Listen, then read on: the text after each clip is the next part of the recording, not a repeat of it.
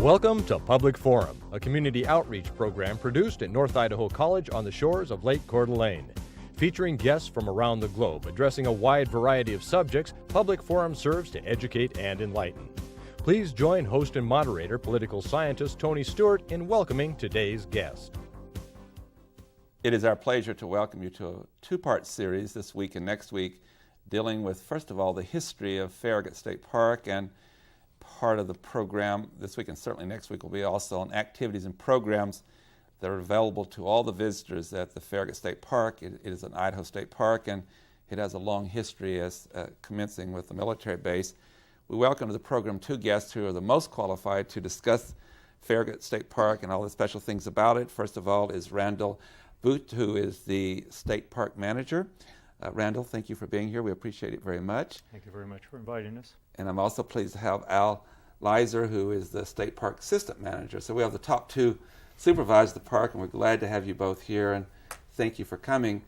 And it's always a pleasure to have our panelist, Janelle Burke, who's an attorney in the state of Idaho, and next to her is Erna Reinhardt, who is the Director of Public Relations at North Idaho College.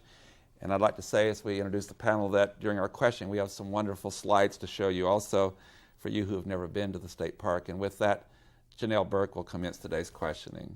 Many of our viewers will have visited Farragut State Park, and for those who haven't, it's a very special and unique place and a wonderful spot to visit, but it has a long history and background, and we're very fortunate to have it. Part of the reason we have it is because of that long history and background.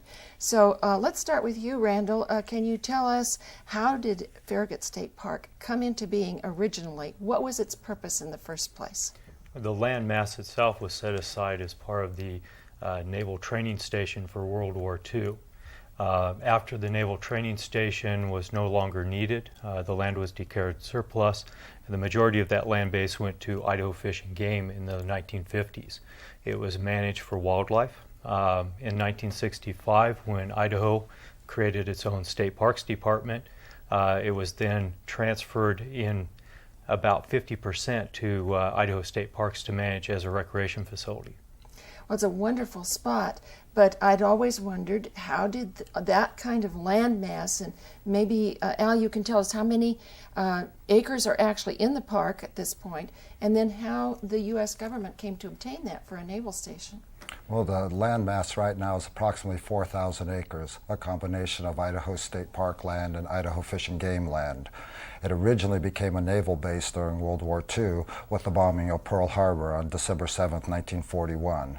With that, the United States entered the war effort against the Japanese, and there was a search for a naval training station on the West Coast. San Diego was under construction at that time, and there was a need for an additional West Coast facility to train men. But there was a fear that the Japanese had already come as far as Pearl Harbor, and that the next target would be the West Coast. So they decided to hide one inland, and by searching the western United States, they came across Lake Pend Oreille and the peninsula on the southern end. And it fit all the criteria, the main two being a large body of land that they could train on and a large body of water to train on. There were only 7 landowners who owned the land base at that time, and through the War Powers Act and the Declaration of Taking, it enabled the Department of the Navy to come in on short notice and tell the landowners that they needed to leave, and that opened the doors for what was to become the second largest naval training facility in the world during World War II. Thank you. Very impressive. Isn't that? Erna Reinhardt. Randall, for those that aren't familiar with where Farragut is located, tell us how someone would get there. Well, we're 5 miles east of Highway 95. If you split the distance between Sandpoint and Coeur d'Alene, you just take Highway 54 towards the town of Bayview. And so it's extremely convenient to all the communities in North Idaho and Spokane. It takes about 30 minutes to get there from Coeur d'Alene? From Coeur d'Alene, it's about 30 minutes, right around an hour from Spokane, and about 25 minutes to get from Sandpoint down. Great. And Al, this was actually a very medium-sized city when it was in full operation. So tell us a little bit about what the Navy people did when they were there, what kind of training was going on. Well, it was more than a medium-sized city. In fact, it was the largest city in Idaho when it was in full operation. When they built the base, the plan initially was to have a base that would hold 20,000 men, costing about $27 million. As the war escalated and they broke ground, they revised that figure to 30,000 men. And when the base was in full operation, they had 30,000 recruits training at any one time, with an additional 32 to 35,000 people in support staff to keep the base running. So 65,000 people at one time, which was the largest city in Idaho and one of the largest cities on the West Coast. And were people coming there from all over the United States? Yes, the Navy's attempt was to bring the men from as far away as possible, because there was a fear that if they took the men from too close to the Navy base that they would get homesick and go home. So there were a lot of Midwest boys that came here, a lot from the South, from the Southern California area as well. And tell us, Randall, about that must have had a huge economic impact on this region. If that was the largest city in Idaho, how did that affect the rest of the area? Well, it pulled resources from the Sandpoint, Coeur d'Alene, and from outside the area.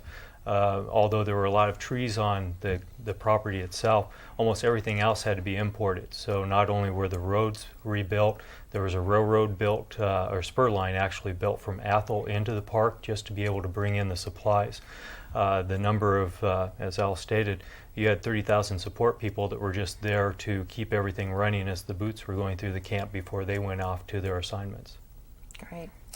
There's a very personal story here that relates to North Idaho College.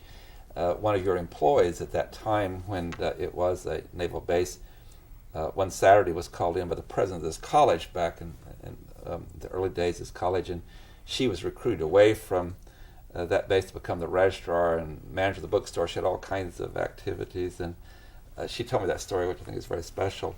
I'd like to take this time, and I'll ask Al to do this particular thing. We're going to show our viewers 7 slides, and we're going to start with a slide that really shows why this became a base. And so you can look at the screen over here, Al, and if you'll take us through those as our staff puts them up. Well, as I stated earlier, on December 7th, 1941, the Japanese bombed Pearl Harbor. The entire Pacific Fleet of the United States Navy was in harbor at that time for a band contest and a little ship refitting, and it was a total shock and an affront to the Navy, and there were thousands of lives lost during that time period. With that started the wheels in motion for looking to gear up for World War II and bringing the Navy back up to speed. The Great Lakes Naval Training Station was being enlarged at that time. The San Diego Naval Training Station was also being built, and they looked for a new facility, which they eventually located at Farragut. So this picture tells us why this site was chosen in that emergency. The next slide will give you another view, I guess, of the construction of the... That's correct. On April 2nd, 1942, the United States Navy signed the contract which started the activities of building the naval base. In order to do that and to provide a facility the size they were looking for, they had to come in and remove a lot of the trees and recontour the topography of the peninsula in order to make the room for the 6 training camps which were to come. Because it was a lot of forest area too. That's correct. Yes. And our next slide is... So the Walter Butler Construction Company was given 6 months to bring the base online, and with that they hired 22,000 men to build the base. And on September 15, 1942, they completed the first portion of the base, which opened the doors for the commissioning of the base on September 15th and the start of training recruits for the World War II effort. I would say that was the largest one construction project ever in Idaho. Has there ever been another project with 22,000 workers? I'd say so, especially since it was in what was considered the wilderness of Idaho at that time, and all of a sudden it went from the wilderness to the largest city in Idaho. But on one project, 22,000 workers is That's tremendous right. amount. That's right. And our next slide. The training consisted of numerous things: calisthenics, the shots, what they called marlin spike seamanship, which is the knot tying, boatmanship training, fire school training to fight shipborne fires. And the goal was to make these boys, the average age of the recruit was 17 years old, turn these boys into men in a very short period of time. When the training first started, it was 13 weeks long, and as the war escalated, it was dropped down to 6 weeks so that they could move the men through faster. And so a good fighting recruit, the boots, this was the standard uniform they wore, and you could always tell a Navy boot in training because of the leggings that they wore during that time period. And so during this whole period of time of training, there were hundreds of thousands went through there in training? Yes, in the 30 months that they actively trained recruits for World War II, they trained almost 300,000 men for the war effort. That's a tremendous number. And the next photograph is our president at the end of World War II, Harry Truman. Yes, Franklin Delano Roosevelt had died in office, as some people know, and he was replaced by the Vice President, Harry Truman. And through a series of skirmishes, as we all know, what we called World War II, he was able to eventually secure the surrender of the Japanese, which was called VJ Day, the victory in Japan. And with that, that spelled the end of World War II. And then would affect this base too. And our sixth slide. This is an aerial view of what they looked at when they first selected the site back before it became a naval training station. You can see there was relatively no development on it except for the old railroad grade that ran kind of diagonally through the area and a couple of parcels that were opened up. So you can see from that time period to the next slide. The last one, yeah. Excellent. Was the completion of the naval training. 776 buildings were built on the base at a cost of over $160 million. There were 35 miles of roads built. There was a hospital that was built that was the most modern hospital in the Northwest, with beds for 2,300 men and 7.5 miles of corridors in the hospital. That is just amazing, and it's interesting that as we sit here today, and we'll talk more about this later about the part today, but almost all of those facilities have been removed. Is that correct? That is correct. During that time period of 1950 to the early 1960s, the federal government ordered the demolition of the base in total. So during that time period, you could go out and buy a building for 50 cents, but you had to move it. You had to get it out of there. And so some of the buildings were huge. The drill halls that held 5,000 men, one of them was moved to Spokane. And for those who've been around for a while, it used to be the Costco building that was on the edge of the freeway by Division. An entire building was moved. And many of the fancy officers' houses and the family houses were moved down into the Coeur d'Alene area. In fact, there's a neighborhood down here that has many of those houses still in use at this time. So they weren't just destroyed, many of them had other functions. That's true. And there was some demolition that was done. Companies bid for the rights to demolish those buildings or to salvage them, actually. And they made quite a bit of money off them because there was a lot of lumber. And lumber was a big commodity needed after the war effort. Right. Janelle Burke. My first question in this series is going to be for Al. There must have been some famous recruits who passed through Farragut. I know there are a lot of fellows who came back later in their lives and decided to settle in the Northwest because they had sometimes served at Farragut. But were there some famous people who passed through Farragut as well? Or people of note, let's put it that way. Well, entertainers, there were Dick Powell and Lana Turner came for the grand opening ceremonies. Lana Turner grew up in the Wallace area, and she came by on a fairly frequent basis to raise the men's morale during that time period. And I'm sure that wasn't terribly difficult. Not with 30,000 young men there, no, not at all. But yes, there have been quite a few of the folks who have come back to the area and settled around the Inland Empire area because of the beauty of it. And my next question, Randall, is for you. What happened after Farragut closed in terms of a military base? What did it become next? Well, it was the North Idaho Technical College. And actually, I'm going to pass this back off to Al because he's got this down to a science in the next stages of the evolution. Okay. Well, thanks, Randall. You're welcome. Yes, after the base was closed on June 15, 1946, they were in a quandary as to what to do with the land. There had been a promise to the landowners that if there wasn't a better use for the land after the war effort, they could get it back. But there was also a fear that to put the land back into private ownership could result in huge waterfront resorts and condominiums and things like that. So they decided, with the amount of money that they'd spent and the buildings that they had built there, to try and keep it in some type of public use. And through the GI Bill being enacted during World War II, they saw a need for an educational facility for all of these veterans coming back. So in October of 1946, they reopened the facility as the Farragut College and Technical Institute. And from 1946 until 1949, it was a very successful college and technical institute. In fact, they used to compete in sports against North Idaho College of Education, it was known back then, Whitworth, Gonzaga, Eastern Washington University. And then in 1949, with the infrastructure starting to suffer because of the lack of maintenance and the ability to keep it going, it was closed, and then the land was declared surplus, and it was turned back to the federal government and then deeded over to the Idaho Fish and Game Department. Just one more question.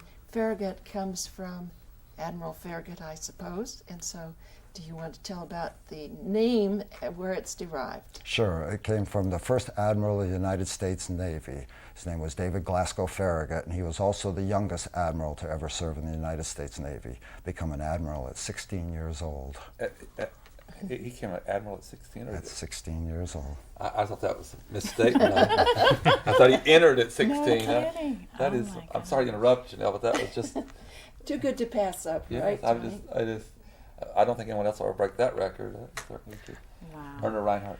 Randall, you guys have wonderful, lots of different kinds of events at the park nowadays, but one of those events that has to be really special are the reunions for the Navy personnel. Can you tell us, are those an annual event, and what are those like when they come back and have a reunion?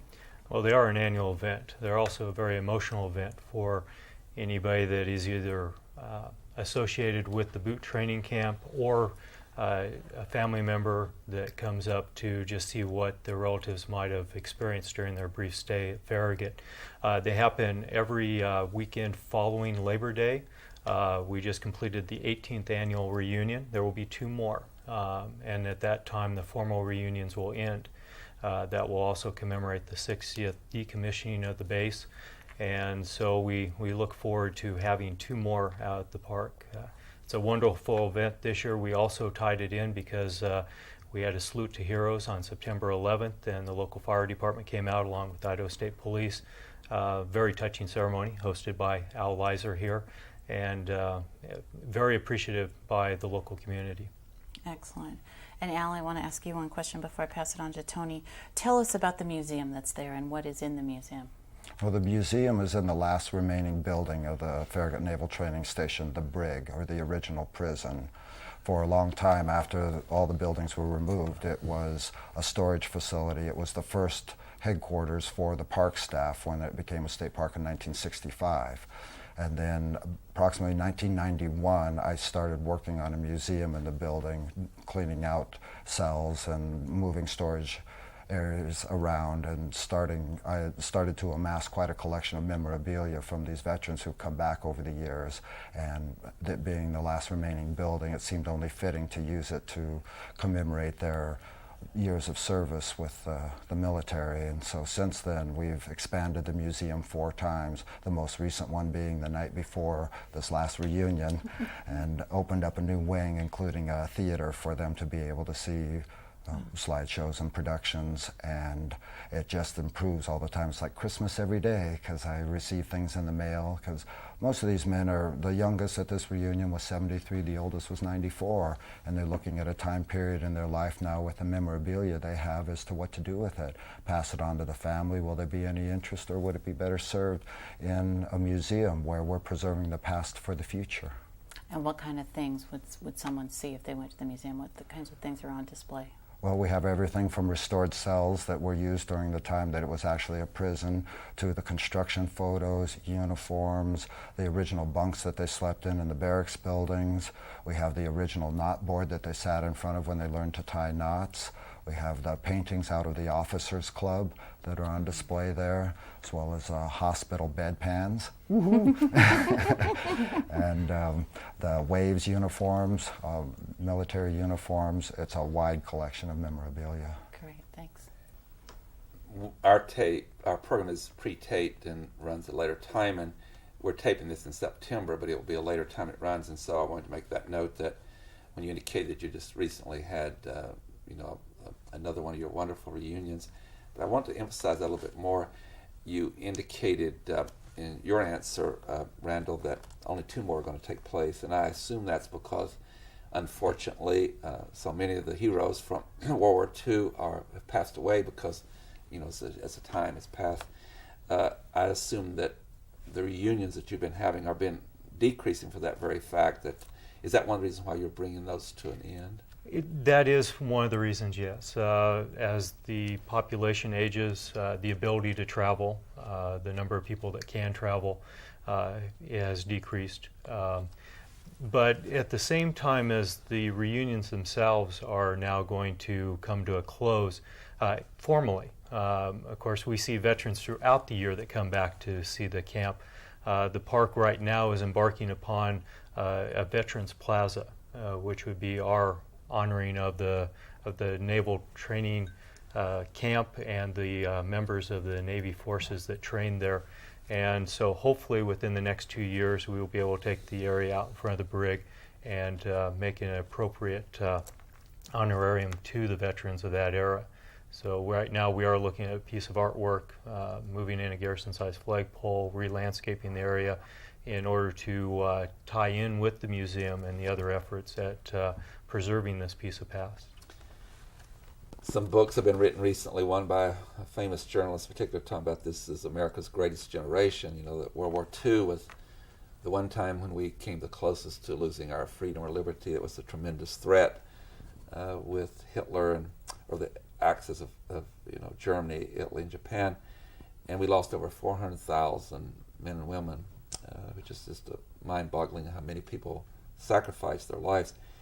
Based on that, and since this is one of the very special centers, like finally there is a memorial in Washington, D.C., it was hard to believe it's been this long getting that memorial in Washington, D.C. for World War II. And Senator Robert Dole and President Clinton were very much teamed up to help with that. And Senator Dole heading that, actually, fundraisers. So my question is twofold. One is, with your museum and now what you're doing to honor those who served there in the Third World War II, do you have any connection with the new site in Washington, D.C. and the memorial there?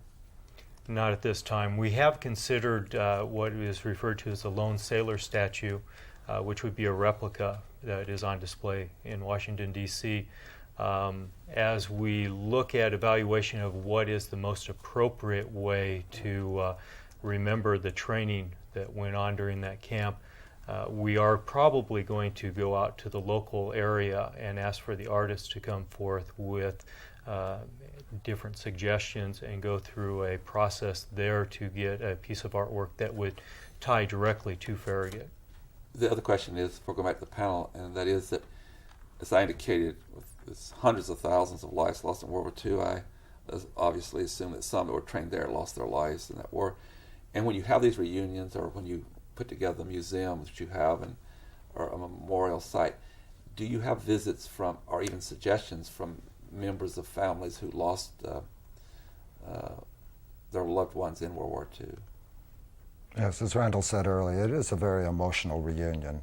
I've been doing this now for 18 formal reunions and 20 altogether, and I've grown to be very close to these folks, and to see them every year come back, it's one of the highlights of my year.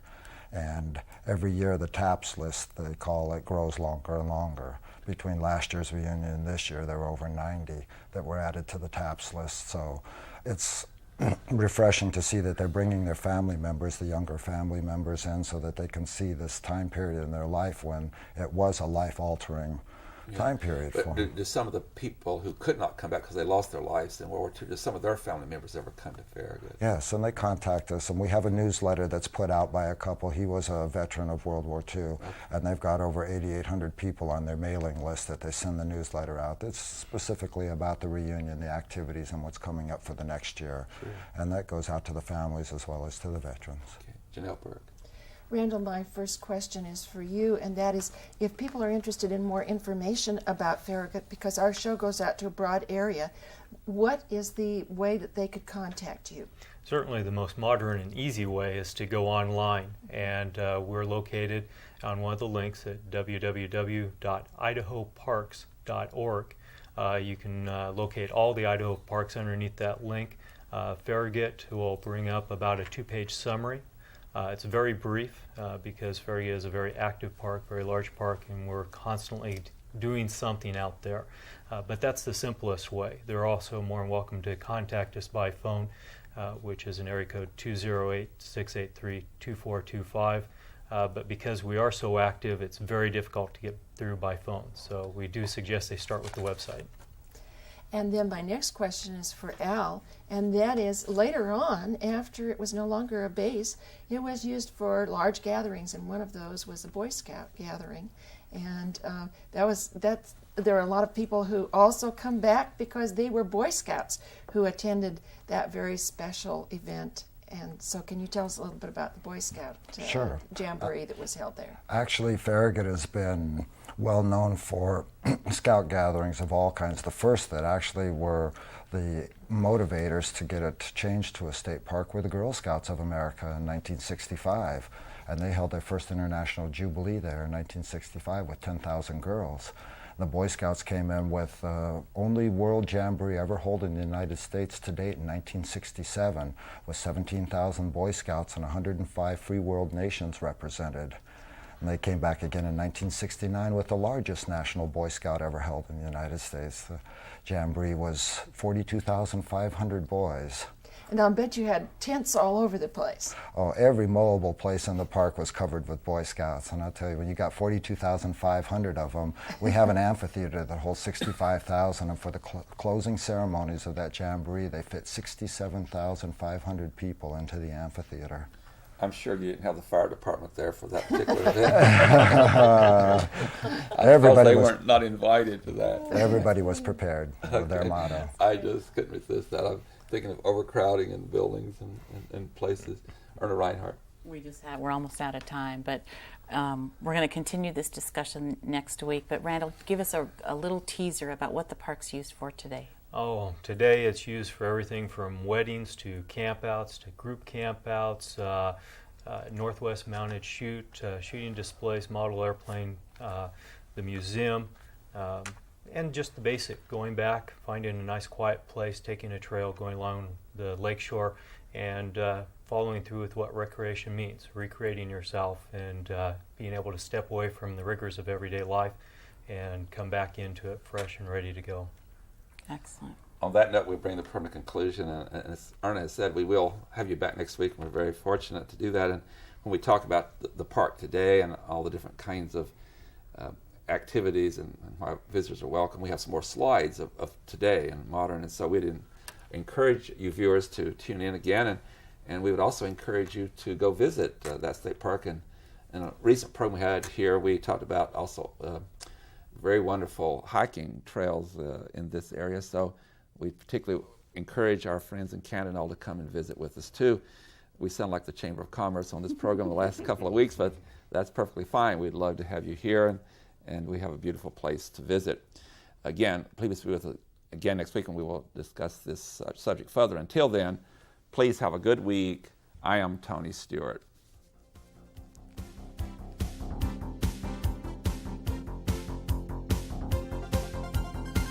Recorded on the campus of North Idaho College, Public Forum is the longest-running in-house college production on PBS. Each episode is pre-recorded live and is an educational outreach from North Idaho College. Please join us at this same time next week for another edition of Public Forum on this public television station.